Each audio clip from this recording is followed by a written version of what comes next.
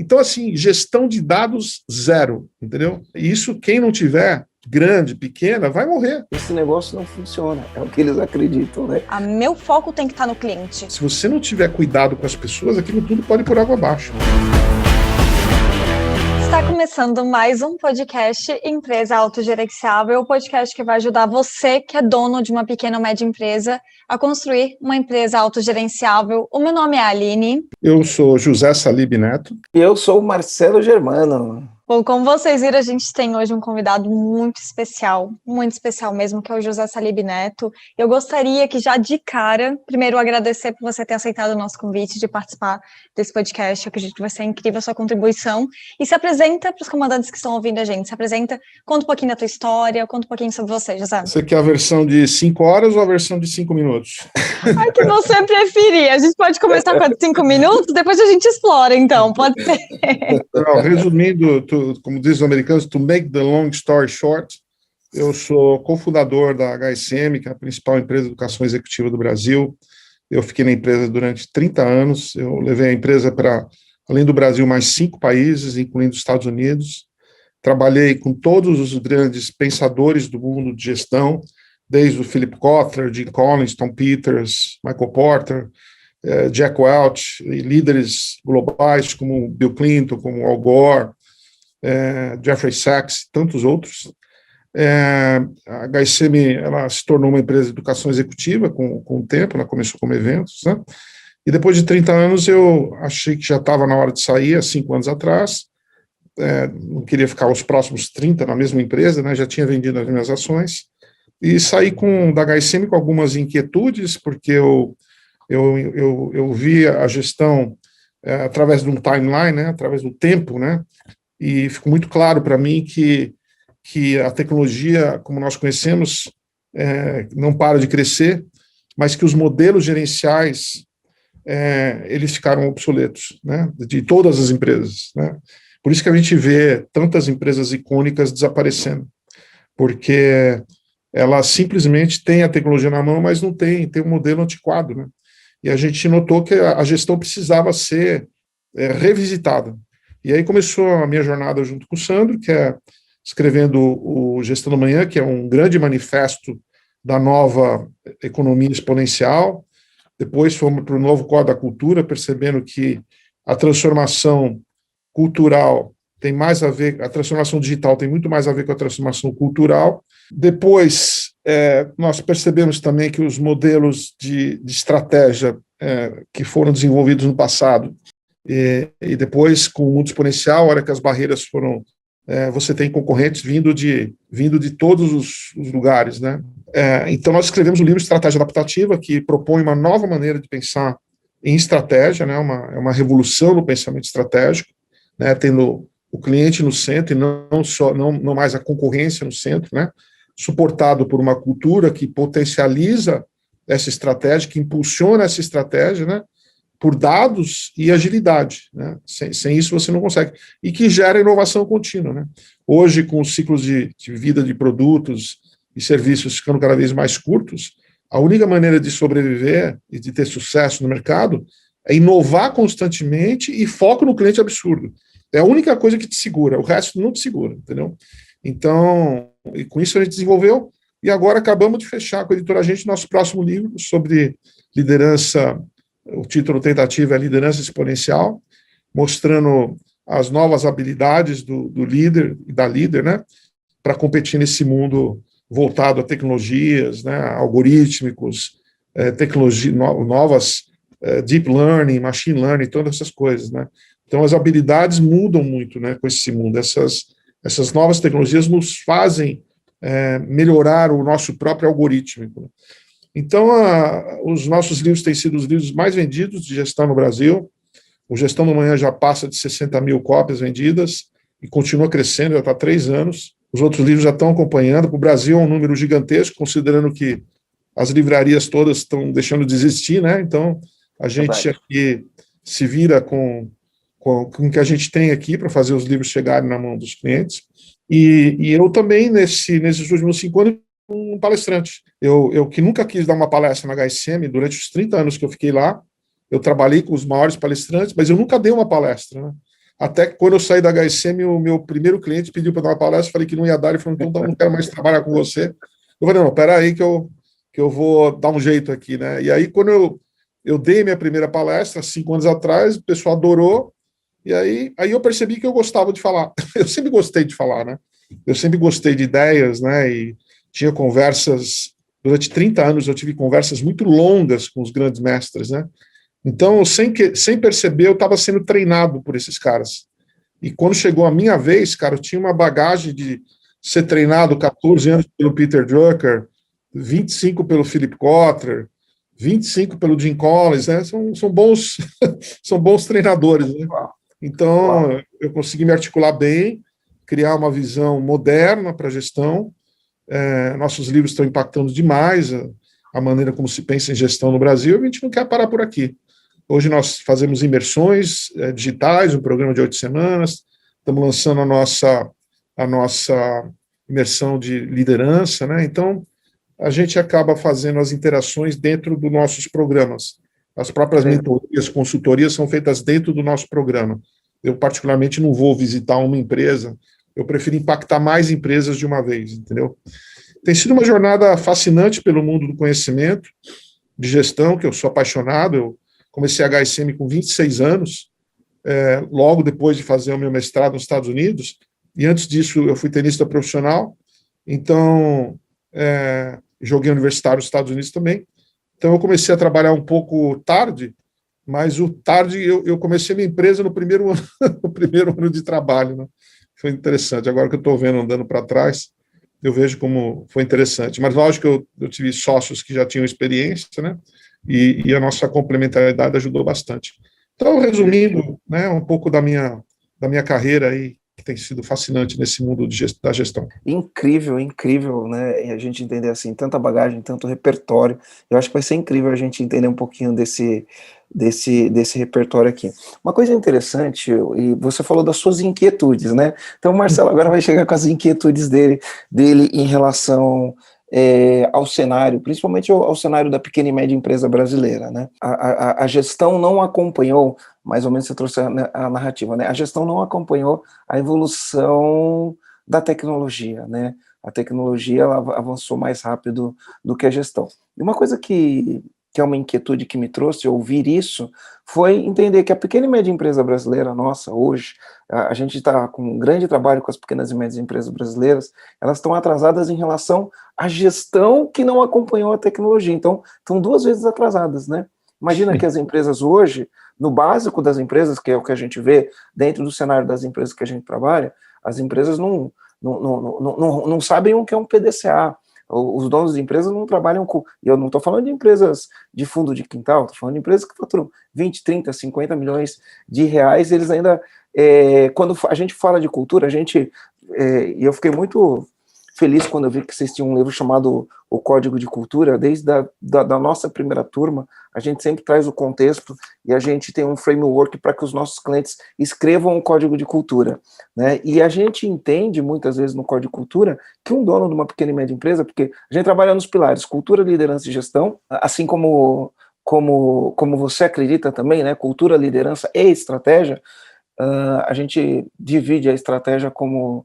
né, gestão financeira, enfim, né, tração do negócio. A gente traz dentro desse ambiente. E quando a gente vai falar com o dono de pequena e média empresa sobre cultura, principalmente em empresas familiares, onde o filho quer trazer o convencimento para o pai, que a gente traz a narrativa da cultura, e aí os donos de empresa, eles olham e falam que esse negócio não funciona, é o que eles acreditam, né?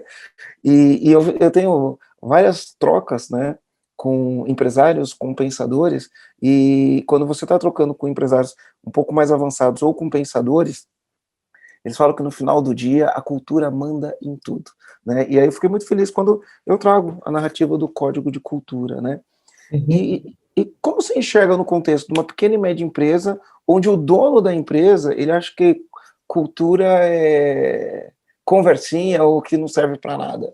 Né, pensando na gestão do amanhã, onde esse cara chega? O cara que não olha para a cultura e fala, opa, né, eu estou atrasado nessa corrida. Eu acho que ele não vai chegar a lugar nenhum. Se chegar, vai ser por pouco tempo. O mundo está muito competitivo, né? Antes as pessoas se safavam com algumas alguns negócios, né? Eu vejo isso, eu vou muito lá para Fort Lauderdale e tem uma loja, tem uma rua lá que é Oscar Freire lá, né? E basicamente todas as lojas de lá fechadas, só as galerias, né? Quem fechou as lojas? A Amazon. A Amazon, né? A Amazon fechou basicamente todos os comércios dos Estados Unidos. Então, hoje, eu diria que empresários de pequenas, médias, grandes empresas, precisam entender mais do que nunca de gestão, porque você pode ser engolido pelo sistema, né? O mundo é imposto hoje. Qualquer lugar que está dando lucro, você tem alguma startup com um novo modelo de negócios vindo querendo abocanhar você.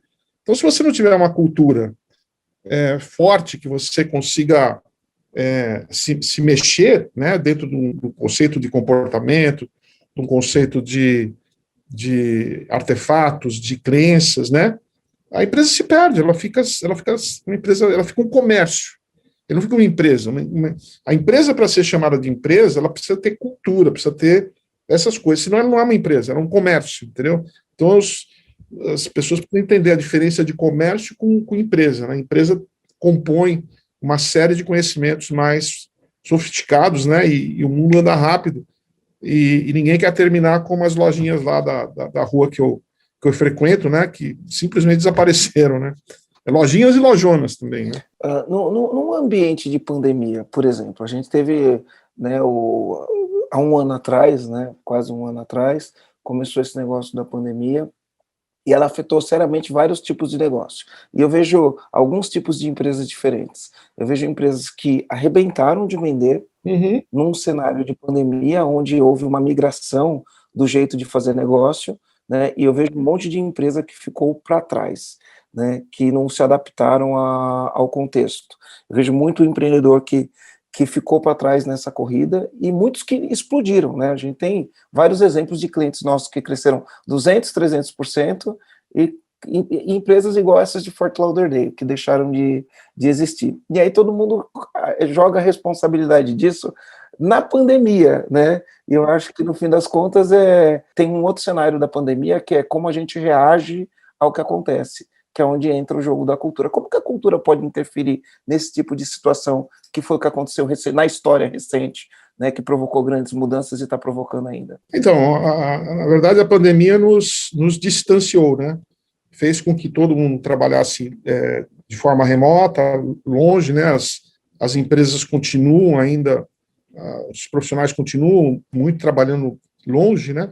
E o que segura, na verdade, uma empresa é a sua cultura, né? É o que alinha todo mundo, né? A cultura, o propósito.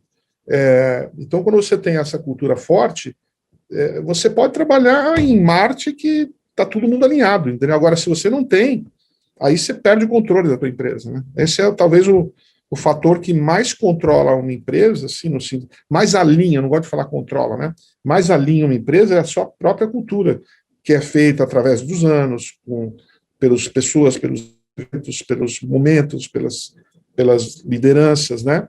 E cada empresa desenvolve a sua. Logicamente, nós estamos num momento hoje onde todas as empresas precisam rever a sua cultura para competir nesse mundo exponencial.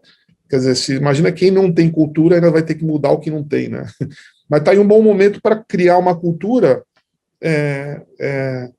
já voltada para esse mundo, né?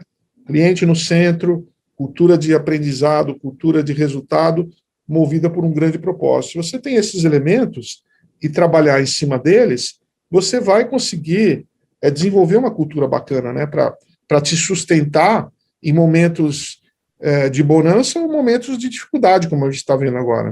Você falou uma coisa interessante da cultura de aprendizagem e da mudança, né? Eu vejo nos donos de pequenas e médias empresas que obtiveram sucesso, tá? É muito comum a gente ver isso, né?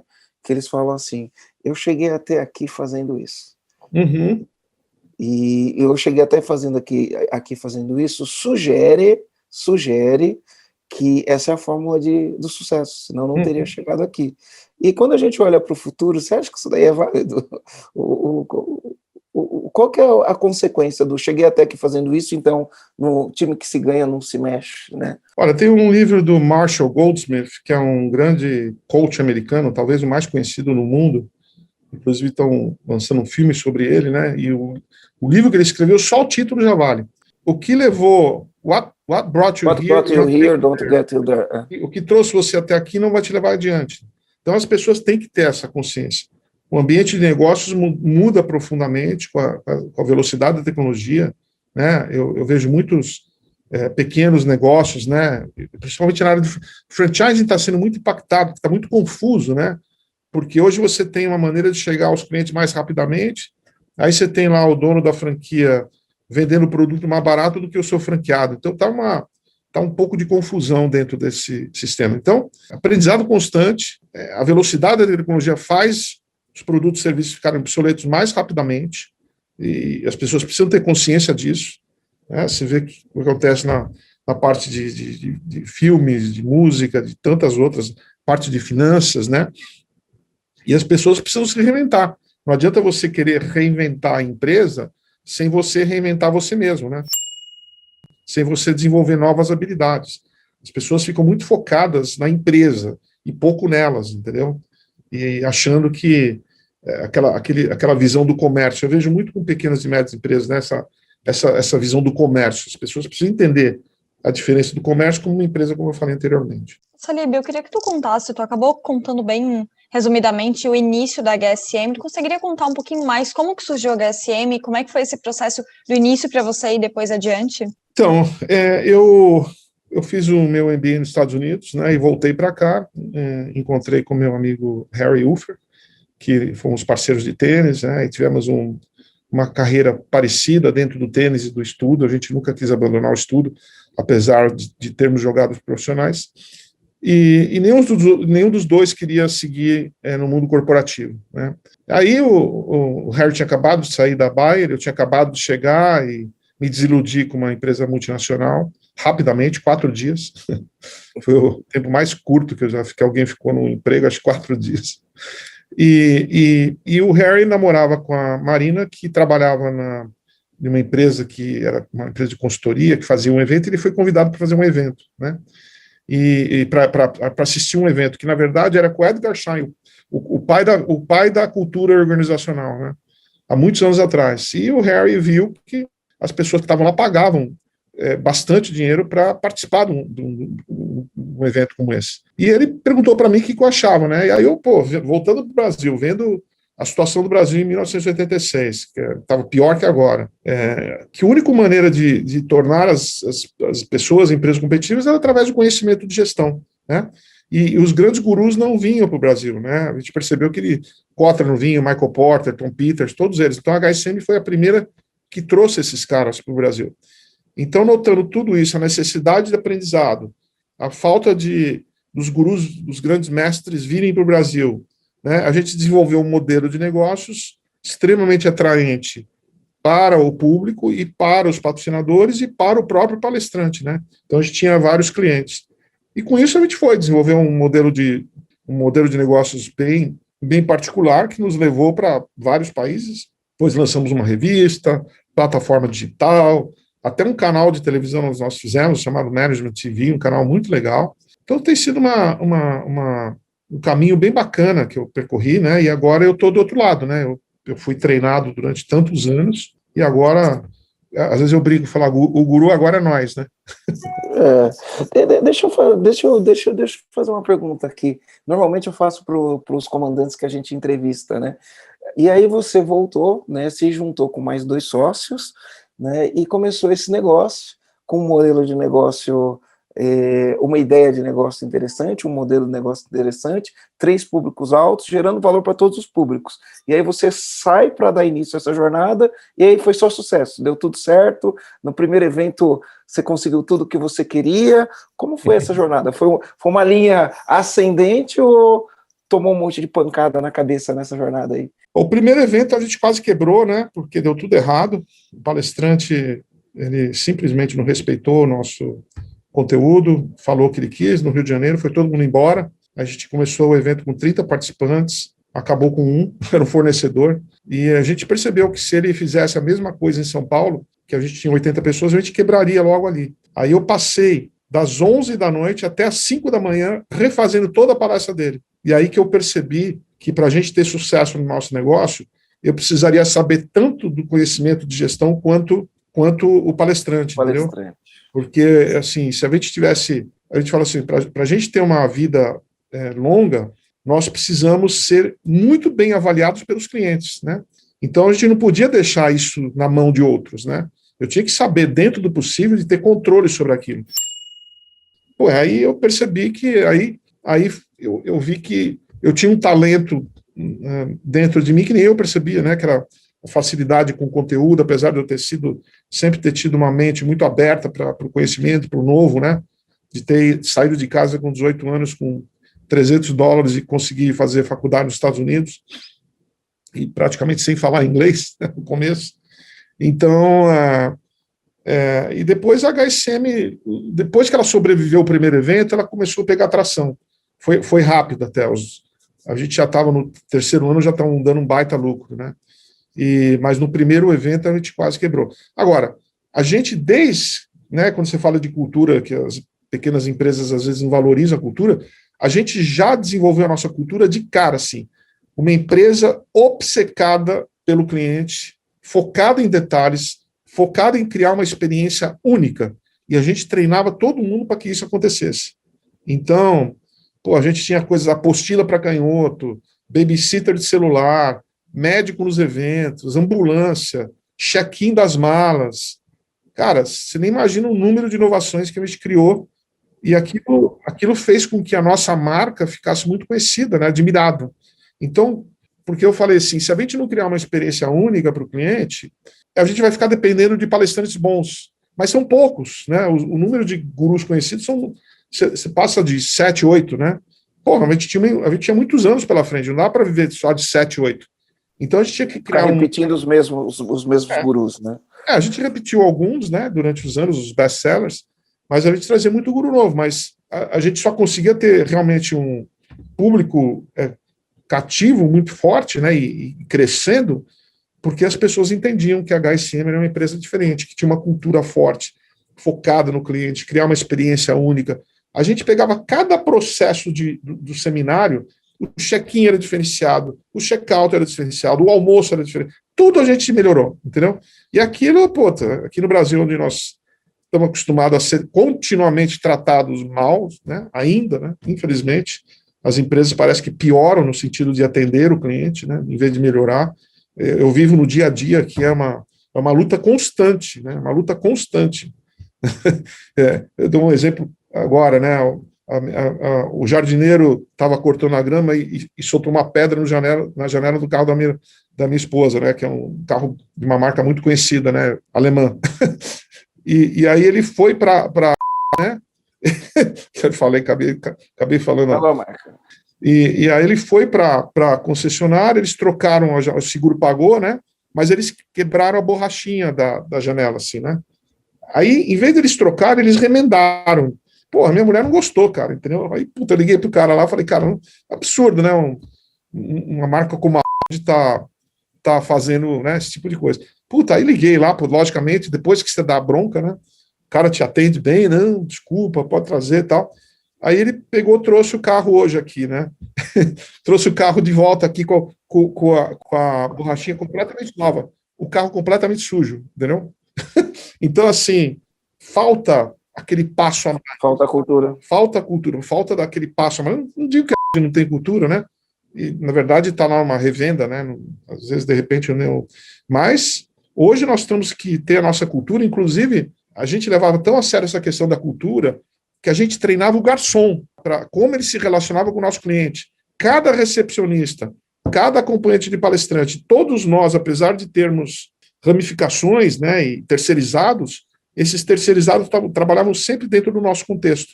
Então, é possível você criar uma cultura dentro da tua empresa e para quem está em volta dela, para as pessoas falarem, se quiser trabalhar com a gente, vai ter que ser desse jeito. Então, eu acredito muito na questão cultural que segura realmente qualquer empresa. Né? Olha que interessante, né? Você falou isso, né?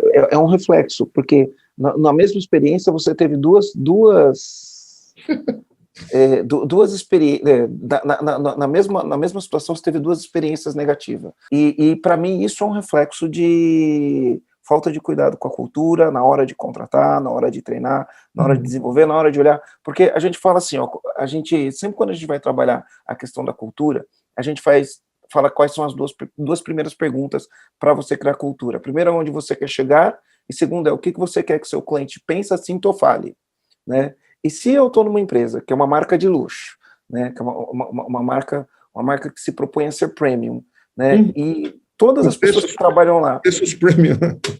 Com preços premium. E todas as pessoas que trabalham lá entendem que para ser uma marca premium, né, um cliente que vai comprar o produto ou que vai fazer um serviço, não importa qual seja, né, o que ele vai falar dessa marca ao sair de lá?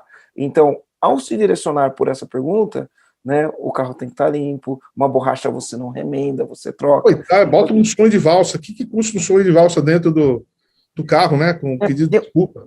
Você sabe que para ser gentil, para mostrar a tua cultura, não custa muito, cara. O que custava trocar a ordem da apostila, né? Porque eu sou canhoto, eu sempre escrevi assim, né? Porra, eu falei, no meu evento ninguém vai escrever torto, o canhoto vai ser bem tratado. Né? E os destros ficavam impressionados com aquilo. Cara, se esses caras se preocupam com o canhoto, imagina o destro, né? Então, é a diferença entre, né, no caso da Audi, ele focou na borracha, não no cliente. Ele focou na borracha, né? Geralmente as empresas se perdem porque focam demais no produto, esquece o cliente, entendeu? Às vezes o cara quer uma eficiência operacional, ele foca no custo, né? E aí ele esquece... No caso, eles focaram na borracha, não focaram no carro. Como é que um carro entra na... Tudo bem que ele já estava um pouco sujo, mas ele voltou mais sujo ainda. É absurdo, cara. Cara, sim, isso tem que estar na veia de todo mundo, por qualquer carro.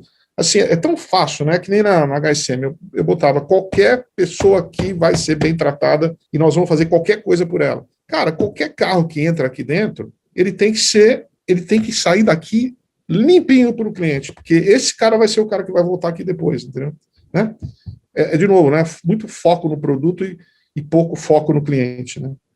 Sabe o que é incrível, Salib, dessa história que você contou sobre treinar o garçom, treinar todo mundo desde o início da tua empresa, porque é bem como o Marcelo até comentou, o dono de empresa, ele pensa assim, não, cultura, esse negócio é pra gente grande, quando eu chegar lá, eu vou treinar o garçom, eu vou treinar a recepcionista, eu vou treinar as pessoas que atendem, e você já tinha esse modelo mental desde o início. E isso é fantástico, isso se encaixa porque a gente está trazendo você aqui para esse podcast e pode até parecer, nossa, mas a HSM é uma empresa grande, o que isso tem a ver? Mas é justamente isso, né, de você começar certo desde quando você era pequeno. Desde que você cometia os primeiros erros, você entendeu que, tipo, cara, meu foco tem que estar no cliente. Tudo tem que estar voltado para a experiência do cliente. E isso é incrível de ouvir de você pelo tamanho da tua empresa e saber que você começou realmente com esse foco e trabalhando essa cultura, desde qualquer pessoa da equipe, né? Quando a gente pensa no garçom, deixa eu focar em outras pessoas do time, mas o garçom é a pessoa que vai estar lá falando com o teu cliente no final das contas. A recepcionista, né, vai estar lá, imagina se ela atende de uma maneira assim diferente, né? E sim aquela coisa do momento da verdade que o Ian Carlson falava, né? Então, assim, isso você faz qualquer empresa. Aliás, a maneira de uma pequena empresa se destacar é com isso, né? Ele não tem outra maneira, entendeu? Porque a outra maneira, ele não tem escala ainda, né? Então, ele tem que se diferenciar realmente pelo foco no cliente, que a cultura já começa com o foco no cliente, né? E voltado para esses 3 outros elementos, né? Aprendizado, resultado e propósito, né? E senão você deixa de novo, você vira um comércio, né? Que não tem... A cultura depende de gente, né? Então, eu tenho um amigo, o Léo Castelo, e o Léo Castelo ele foi eleito em 2018 o empreendedor do ano pela Ernst Young, e é empreendedor Endeavor, empreendedor global Endeavor, enfim, ele saiu do zero a uma empresa avaliada em mais de $1 bilhão de reais em 15 anos, e outro dia a gente estava conversando, ele falou que ele foi num fórum da Harvard Business Review no Brasil com os CEOs de grandes empresas brasileiras. E aí ele pegou, disse que no fórum, a pessoa que fez o cerimonial lá, né, quando entrou, fez uma pergunta, quem aqui tem problemas de fluxo de caixa? Diz que metade das pessoas levantaram a mão. Quem aqui tem problemas de venda? Metade das pessoas levantaram a mão.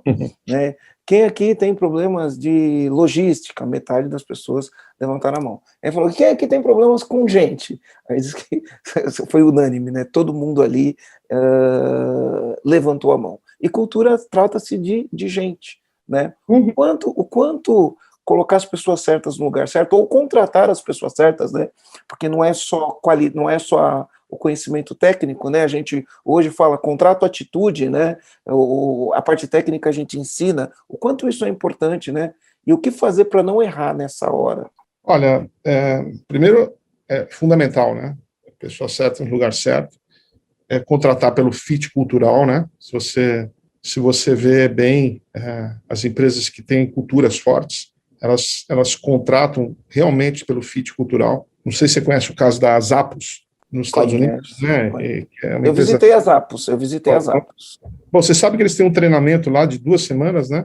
Que eles matam o cara no treinamento, o homem, a mulher, e basicamente, tipo assim, para ver se o cara resiste. Aí, quando ele acaba o treinamento, eles te oferecem $2.000 para você ir embora. Entendeu? A gente faz isso aqui na nossa empresa hoje. Hoje, no primeiro dia, integração, a gente tem um cheque, a gente tem até um cheque impresso, a gente dá o cheque, fala, lógico, ele é só simbólico, né? Se nos 30 primeiros dias você entender que essa empresa não é para você, você avisa e a gente te deposita R$2.000 na tua, paga a tua rescisão e deposita R$2.000. A gente trouxe esse modelo das Zappos. E para você ter uma ideia, a gente já fez 3 cheques desse. Quando eu fiz o terceiro cheque, eu falei, eu acho que eu vou tirar esse negócio. Mas depois, pensando bem, eu falei, eu acho que eu economizei. É verdade. Eu acho que eu economizei. Porque se essa pessoa estivesse aqui, eu acho que eu estaria gastando mais do que os R$2.000. A gente seguiu esse modelo das apps. E como é que você previne, né, as contratações não alinhadas? Sendo muito cuidadoso na entrevista, né? Não tendo pressa de contratar. A pior coisa que tem é você ter pressa de contratar. Porque a chance de dar errado é muito grande, né? Porque qualquer um impressiona na entrevista. Tem pessoas que já são treinadas para isso. Cara, você precisa entrevistar a pessoa, precisa entrevistar clientes dessa pessoa, precisa entrevistar colegas dessa pessoa, até familiares, né? Porque cada pessoa errada que entra na tua empresa, cara, eu já passei por isso na HSM 3 vezes. Não foi brincadeira, porque a empresa foi vendida 5 vezes, né? Então eu tive muito exposto a esse tipo de coisa, né? E é duro, né? E as pessoas contratam por necessidades técnicas, né? Porque está faltando um cara lá para aquela área lá que ele sabe, mas é que nem no meu livro, você pegou o Algoritmo da Vitória, né? Esse amarelinho aí, que é um estudo de 5 anos que eu fiz com os maiores técnicos da história do esporte, né? E qual a diferença que o treinador que nós entrevistamos, que nós estudamos, né? Com relação a outros? Eles não... Talento é uma pequena parte da história. Antes deles treinarem, dele contratar o jogador, será que o cara gosta de treinar mais do que ele gosta de jogar? Será que ele aguenta pressão? Será que ele gosta de aprender? Será que ele sabe superar obstáculos? Não, tem várias questões, muito mais da área técnica, né? As pessoas têm a tendência de contratar muito pela área técnica, não pelo todo. Por isso que esses treinadores não param de ganhar, porque eles erram muito pouco na contratação, entendeu? A contratação tem que ser muito cuidadosa, né? E tem que ser assim, que nem aquela coisa, né? Demore para contratar e demita rápido. Eu aprendi na minha história, Salib, que era assim, eu ouvia as pessoas falando contrate devagar e demita rápido, e eu pensava assim, a empresa está crescendo, eu preciso de gente para atender porque eu estou fechando o contrato, então eu tenho que contratar rápido. Aí quando eu contrato errado, não dá para eu demitir porque é ruim com ele, pior sem ele. E no dia a dia da pequena e média empresa, a gente acaba fazendo o contrário, né? A gente acaba não, porque hoje a gente está em outro cenário, mas a gente fez muito isso, né? A gente contratava rápido e demitia devagar, né? Mas ao longo do tempo a gente vai percebendo o quanto isso é danoso. Aqui no EAG, especificamente, era para a gente hoje a gente está com um time de 24 pessoas. 24, 25, mais ou menos. Nessa empresa aqui, no total das minhas empresas, a gente tem 170 funcionários. E era para a gente estar com 39.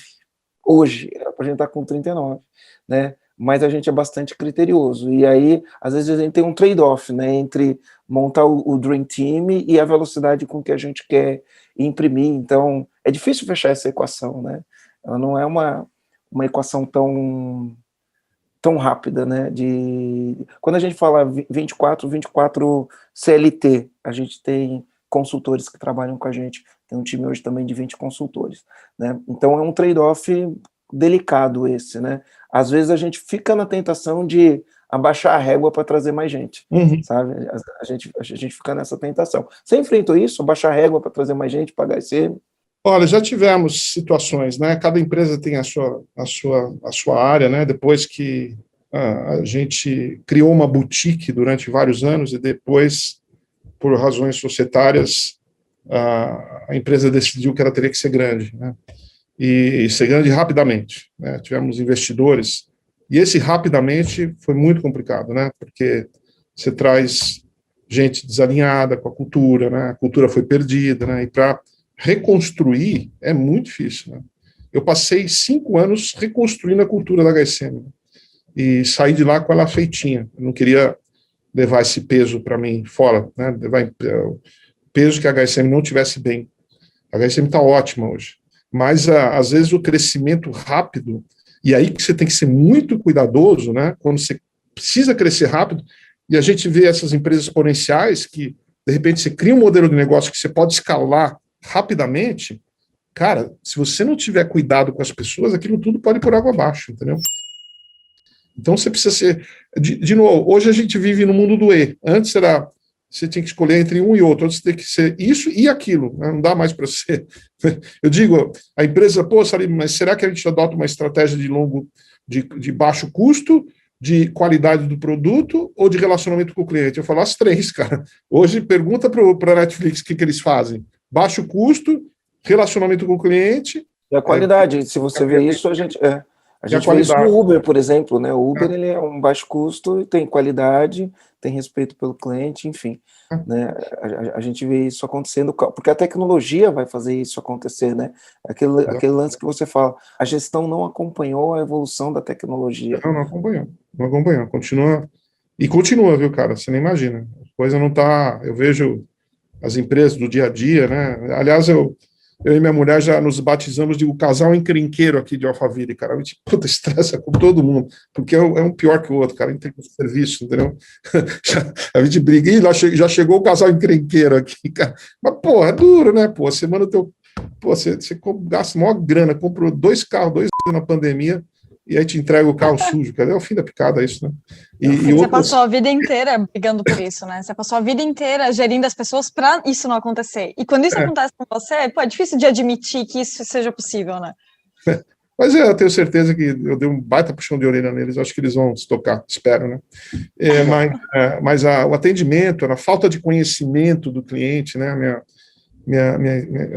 Mais uma encrenca que nós arrumamos aqui antes da gente morar junto aqui, casar, ela alugava um apartamento, né, e ela comprou uma cama que é perto, né, aí, pô, uma dessas grandes varejistas, né, dá uma vontade de falar o nome, talvez até escorregue.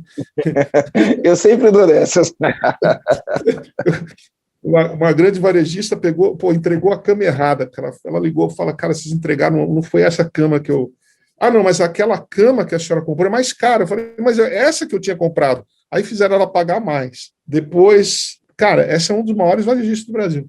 Aí ela pagou a mais. Aí o que aconteceu? Os caras, ela é de Santos, né? Eles entregaram a cama, isso é fato, porque foi parar na justiça, né? Eles entregaram a cama numa casa que ela morou em Santos há 30 anos atrás, que não era nem mais casa, já tinha virado escola, né? Quer dizer, como é que esses caras... Então, assim, a falta de conhecimento de dados, de conhecimento, de saber com quem você está falando, porque, no fundo, os dados, é saber com quem você está falando, entendeu? E tratar de acordo com os dados, né? Nada mais do que isso, né? Até brinco que o primeiro Big Data da HSM foi na cozinha de um apartamentozinho que a gente alugava. A gente colocou 10 jovens, né, para cuidar do nosso mailing, que era o ativo mais importante, né? Enfim, são essas questões. Bom, no final a coisa mais cômica foi parar na justiça, aí minha mulher não levou para casa, né? Eu falei, não vai, processa, né? Porque é pouca coisa, né? Imagina, era psiquiatra. Aí teve o dia do julgamento, quer dizer, imagina uma psiquiatra processando por causa de R$3.000, porque eles deviam ter desculpado, né? Se você falar isso para a Luiz Helena, ela mesmo vai guiando o caminhão para te entregar o sofá na tua casa. Verdade. Ela vai. E eu sei porque eu já dei uma palestra junto com ela, e ela, na sessão de perguntas, um cliente, olha, infelizmente eu tive uma experiência. Ela falou, peraí, que experiência você tem? Eu comprei uma geladeira, mas veio outra. Ele falou, qual que é o seu nome? Puta, ela ligou no meio da palestra, olha, se atende aqui, você dá para ele lá, não cobra nada, entendeu? Então é outro tipo de atitude, né? Que faz a gente contar essa história dezenas de vezes. Bom, no final, esse grande varejista, em vez de ver toda a merda que eles fizeram, eles mandam 2 advogados no dia da audiência, cara, 2, juro por Deus. Em vez de procurar saber quem é essa mulher que está processando a gente por tão pouco, cara, uma médica renomada, trabalha no maior hospital aqui de psiquiátrico de São Paulo, cara, dá a cama para ela, ou dá um bombom, tá, desculpa. Não, eles foram lá brigar, e a desculpa deles foi o seguinte, que eles erraram por causa da pandemia, sendo que o negócio tinha acontecido antes. Então, assim, gestão de dados zero, entendeu? E isso, quem não tiver, grande, pequena, vai morrer. E a falta de sensibilidade. Deixa eu te fazer uma pergunta para a gente. Eu vejo uma das empresas que eu me inspirei, assim, me inspiro, né, em alguns aspectos, não 100%, mas em alguns aspectos, é a Ambev, né? A cultura da Ambev é um negócio muito cultuado, muito forte. O que o trio conquistou foi baseado na cultura que eles tinham. Porém, né, até no Sonho Grande tem todo um tributo ali, para mim o livro O Sonho Grande, ele é sobre a cultura, né?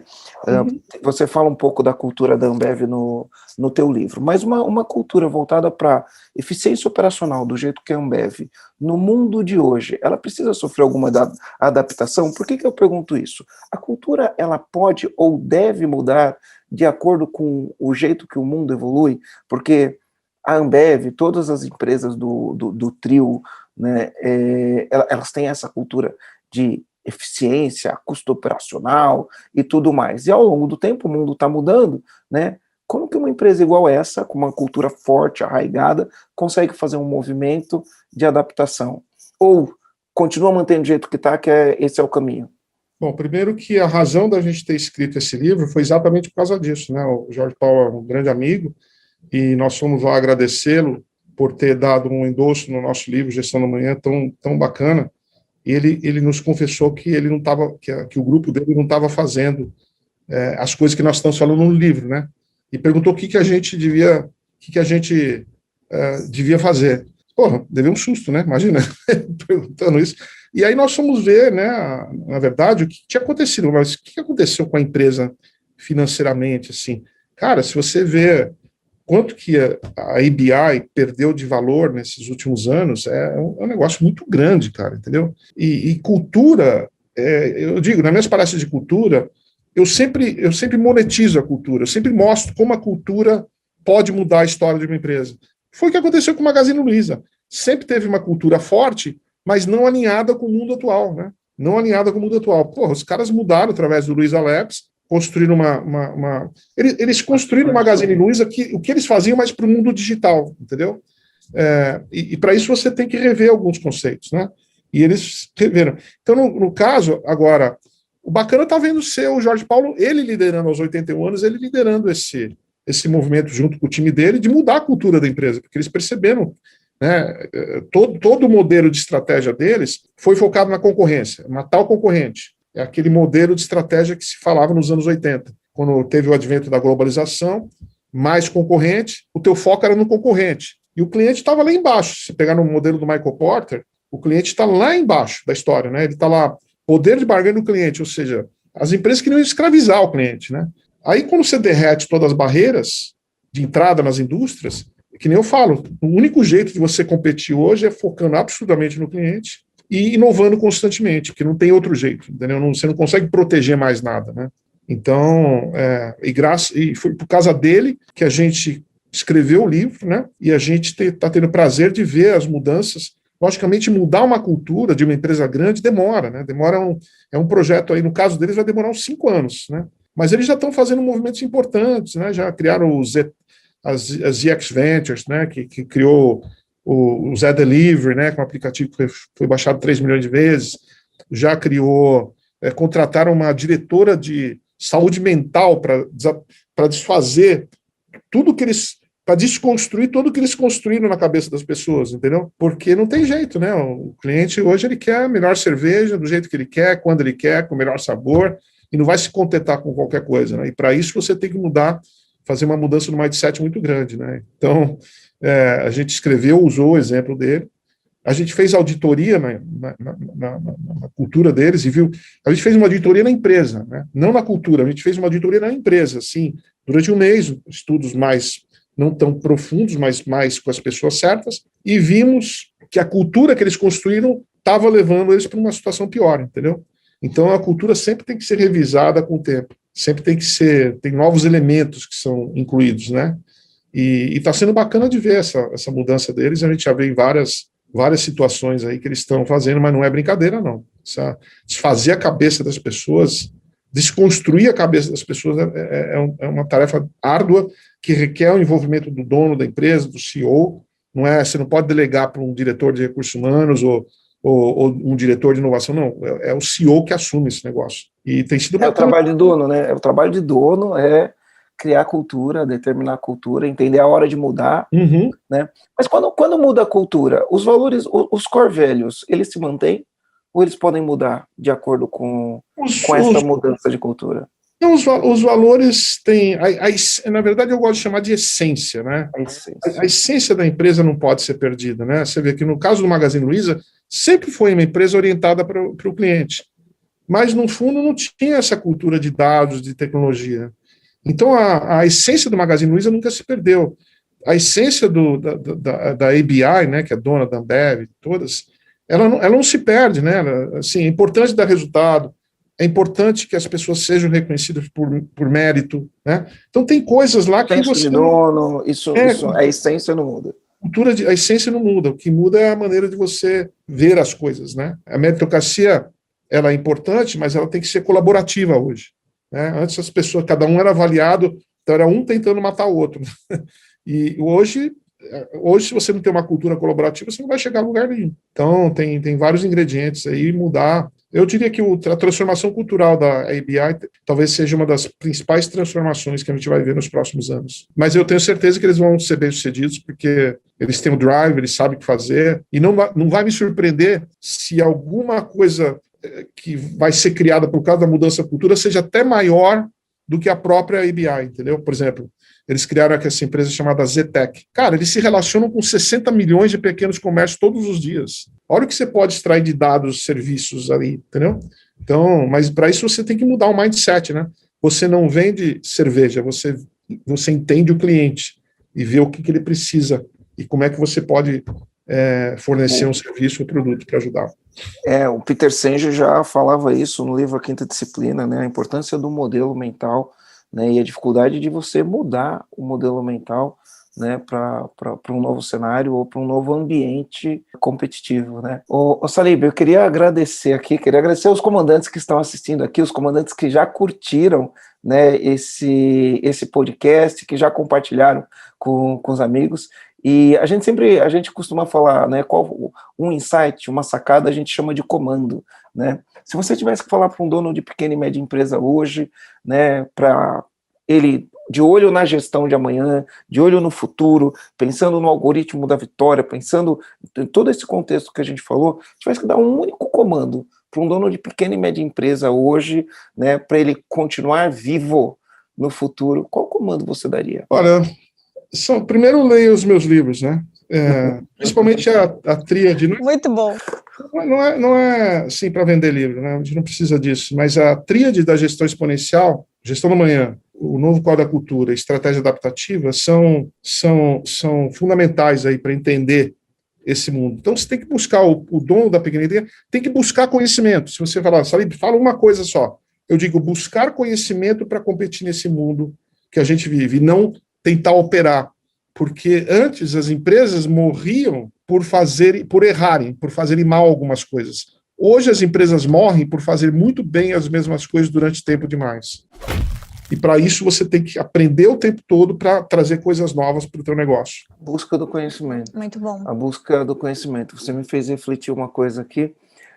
Infelizmente eu não tenho tempo para dar a narrativa do que eu fiz, mas eu fiz muito tempo uma coisa boa, sempre repetindo a mesma coisa, e durante muito tempo eu acreditei que esse era o caminho de sucesso.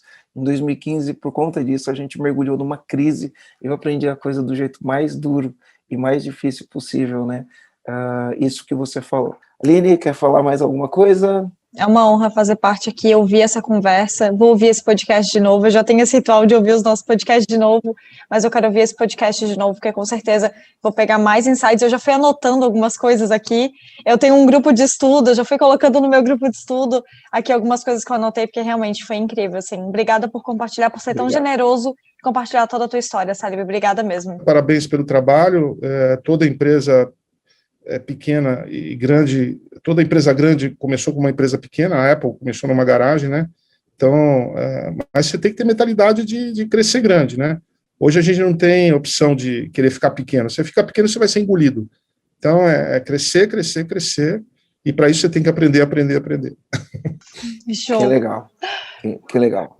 Obrigado, então, Salib. Eu vou pedir para os comandantes que estão assistindo, né, fazer um stories e marca Marcelo Germano EAG para o pessoal te procurar. Qual que é o site, qual que é o teu Instagram, LinkedIn, qual é o melhor caminho de seguir? Nas redes sociais, o meu nome, José Salib Neto, vocês me acham em qualquer das redes, né? LinkedIn, Facebook, Instagram. Meu site é o jsalib.com.br. jsalib.com.br. Então, lá está essa minha nova vida como autor, como palestrante. Tenho 8 palestras, workshops diferentes que eu gosto de fazer. E assim, eu digo assim que não tem nada mais perigoso do que um velhinho digital, sabe? Porque se você pega um velhinho digital, ele mistura a experiência com o entendimento digital. Cara, isso dá uma combinação que você não tem ideia. E às vezes a gente vê muito nas minhas imersões, não, porque eu não estou na idade. Não, cara, para aí, cara. Olha o Jorge Paulo com 81 mudando a cultura. Olha o Reed Hastings da Netflix com 61 comandando a maior empresa de entretenimento do planeta. Então não é sobre idade, é sobre mentalidade. Que legal. Perfeito. Que legal. Obrigada, Salib, mais uma vez. E vou ter o maior prazer aí de me conectar com as pessoas todas, né? E estou à disposição, sempre respondo tudo que me perguntam. Então, é isso, foi um prazer inenarrável, Até o próximo podcast, sempre às quartas-feiras, às 6h41 da noite, o podcast está no ar. Valeu! Grande abraço para vocês.